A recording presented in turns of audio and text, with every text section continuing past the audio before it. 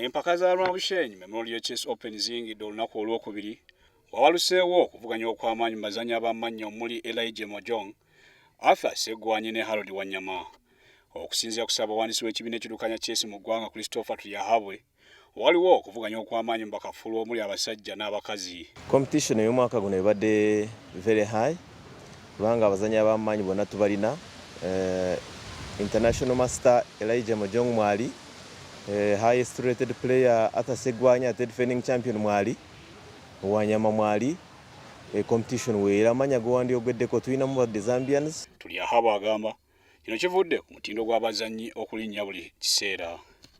Anokoddeyo abazannyi ab'amannyi omuli Elijah Mojong n'antamegwa w'empaka zino Arthur Sseggwanyi ne Harold Wanyama bagamba nti omutindo gwabwe guli waggulu nnyo ng'era y'ensonga lwaki bakyasibaganye n'obubonero busatu buli omu.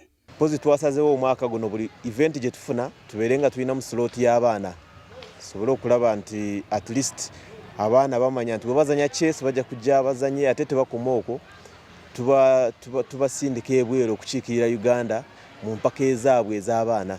Ng'emu ku ngeri y'okutumbulamu ebitone mu Bamusaayi Muto, Tuyahabwe ategeeza ng'ekibiina bwe kirina enteekateeka ez'enjawulo omuli okwongera okussa mu nzannya z'Abamusaayi Muto.